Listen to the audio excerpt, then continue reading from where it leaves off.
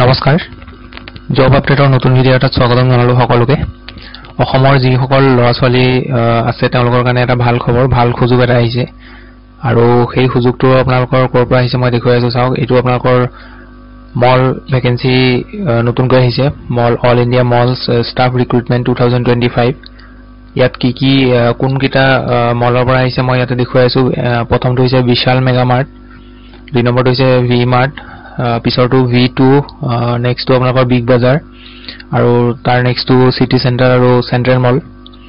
so এই কিটাৰ পৰা আহিছে আপোনালোকৰ ভ্যাকেন্সি আৰু কি ভ্যাকেন্সি আহিছে কিমান পোষ্ট আছে টোটাল গুটেখিনি মই ডিটেইলছ দেখুৱাই যাম চাইজক ভালকে প্ৰথমটো পোষ্ট আপোনালোকৰ আহিছে সেলস এক্সিকিউটিভৰ পোষ্ট দুই নম্বৰটো হৈছে ক্যাশিয়াৰ তিন নম্বৰটো হৈছে সেলস এসোসিয়েট চাৰি নম্বৰটো হৈছে আপোনালোকৰ ষ্ট'ৰ মেনেজাৰ পাঁচ নম্বৰ আহিছে বায়াৰ 6 নম্বৰটো হৈছে ভিজুৱেল মাৰ্চেন্ডাইজাৰ 7 নম্বৰটো এডভাৰটাইজিং এণ্ড মাৰ্কেটিং মেনেজাৰ 8 নম্বৰটো হৈছে ক্লিনিং এণ্ড মেইনটেনেন্সৰ কাৰণে আৰু 9 নম্বৰটো হৈছে লোডিং এণ্ড অফলোডিংৰ কাৰণে সো এইখিনি আহিছে গুটেখিনি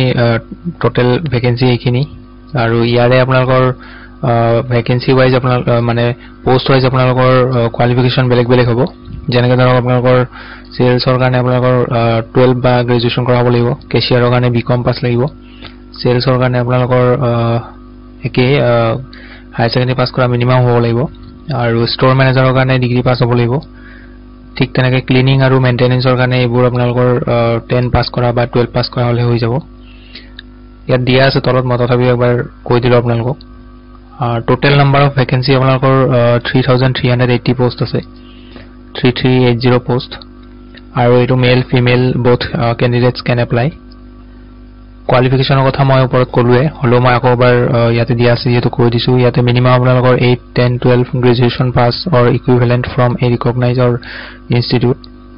সো আপোনালোকে মিনিমাম 8 পাছ কৰাৰ পৰা এপ্লাই কৰিব পাৰে আৰু আপোনালোকৰ যেটো স্যালাৰি দিয়া হ'ব হেতু স্যালাৰি আপোনালোকৰ পোষ্ট ওয়াইজ আৰু কোৱালিফিকেশন ওয়াইজ বেলেগ বেলেগ হ'ব কিন্তু তথাপি আপোনালোকৰ এভাৰেজ যেটো স্যালাৰি ৰেঞ্জ হ'ব হেতু আপোনালোকৰ 16000 ৰ পৰা 22000 ৰ ভিতৰত হ'ব in hand starting স্যালাৰি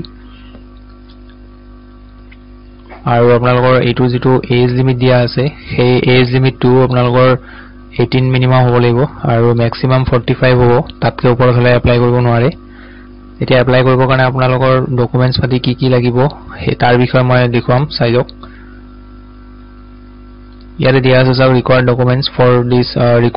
requirements candidate should have these documents before apply online candidates are suggested to read official notification before applying ইয়াত ডকুমেন্টছ লাগিব আপোনালোকৰ কোৱালিফিকেশন সাৰ্টিফিকেট আৰু মাৰ্কশিট যিখিনি মেট্ৰিক হাই সেকেন্ডাৰী আৰু গ্ৰেজুৱেচন কৰা যিখিনি মাৰ্কশিট আৰু সাৰ্টিফিকেট আছে সেইখিনি লাগিব আৰু তাৰ লগতে আপোনালোকৰ আইডি প্ৰুফ থাকিব লাগিব যিকোনো আইডি প্ৰুফ যেনে Aadhaar card PAN card voter ID বা ড্ৰাইভিং লাইসেন্স থাকিলে হ'ব আৰু তাৰ লগতে আপোনালোকৰ নিজৰ পাসপোৰ্ট সাইজ ফটোগ্ৰাফ লাগিব ৰিসেন্ট যিবোৰ পাসপোৰ্ট সাইজ ফটোগ্ৰাফ যদি কাৰোবাৰ নাই তেতিয়া হলে আপোনালোকে বনাই ল'ব ৰিসেন্ট ফটোগ্ৰাফ দিব বেছি পুৰানা ফটোগ্ৰাফবোৰ নিদিব আৰু এলিজিবল ক্যান্ডিডেট ইয়াতে এলিজিবিলিটি কি দিয়া আছে চাও ইয়াতে all eligible candidates should go through interview to be selected আপোনালোকৰ সিলেকশন প্ৰক্ৰিয়াটো দুটা ষ্টেজত হ'ব আৰু ষ্টেজ দুটাৰ প্ৰথমটো হ'ব পাৰ্সোনাল ইন্টাৰভিউ আৰু পোষ্ট ওয়াইজ কিবা যদি পোষ্টৰ কাৰণে টেষ্ট ল'ব লগা আছে তেতিয়া হলে টেষ্টটো হ'ব পাৰে এইটোৰ পিছত নেক্সট ষ্টেপ হ'ব আপোনালোকৰ ডকুমেন্ট ভেৰিফিকেশন যিবোৰ অৰিজিনাল ডকুমেন্টছ আছে সেইবোৰ গুটেবোৰ ভেৰিফাই কৰা হ'ব সেইখিনি ভেৰিফিকেশন হৈ যোৱাৰ পিছত আপোনালোকৰ সিলেকশন ফাইনেল মেৰিট লিষ্ট ওলাব এপ্লাই আপোনালোকৰ ষ্টাৰ্ট হ'ব ইয়াতে দিয়া আছে 2 জানুৱাৰী 2025 ৰ পৰা হ'ব সো আপোনালোকে 2 জানুৱাৰীৰ পৰা এপ্লাই কৰিব পাৰে আৰু এপ্লাই কৰাৰ লাষ্ট ডেট হ'ব ইয়াৰে 25 জানুৱাৰী হাতত বহুত কিদিন সময় পাব এপ্লাই কৰিবৰ কাৰণে সো apply কোনে কৰিব পাৰিব candidates from all over India can apply in mall jobs vacancy 2025 so আপোনালোকে all over India ৰ পৰা এইবোৰ vacancy apply কৰিব পাৰিব আৰু apply কৰিবৰ কাৰণে আপোনালোকৰ ইয়াতে application fees এটা আছে general আৰু OBC কাৰণে 250 rupees দিব লাগিব আৰু SC ST আৰু women ৰ কাৰণে ইয়াতে 150 rupees এটা দিলে হৈ যাব এখিনি হ'ব application fees আৰু apply কেনে কৰিব ইয়াতে দিয়া আছে চাই লওক interested candidates are requested to send biodata with relevant documents to the contact number আৰু হোৱাটছআপ নম্বৰ ইয়াতে দিয়া আছে কোনোবাই যদি কিবা কন্টাক্ট কৰিব বিচাৰে কিবা খুলিব বিচাৰে কিবা যদি ডাউট থাকে তেতিয়াহলে এই কন্টাক্ট নাম্বাৰ যেটো দিয়া আছে এই নাম্বাৰটোত কল কৰিব আগত তাৰ পিছত গুটেখিনি কিবা যদি ডাউট থাকে খুলি লব গুটেখিনি তাৰ পিছতহে এপ্লাই কৰিব আৰু যদি কোনোবাই বায়োডাটা হোৱাটছআপ কৰিম বুলি ভাবিছে তাৰ পিছত আপোনালোকে নিজৰ বায়োডাটাখন এইটো নম্বৰত হোৱাটছআপ কৰি দিব পাৰে তো এইখিনি আছিল আজি দিনটোৰ ভ্যাকেন্সিৰ আপডেটখিনি সো কিবা যদি প্ৰবলেম হয় কিবা যদি বুজি নাপায় আপোনালোকে কমেন্ট কৰিব মই বুজাই দিব ট্ৰাই কৰিম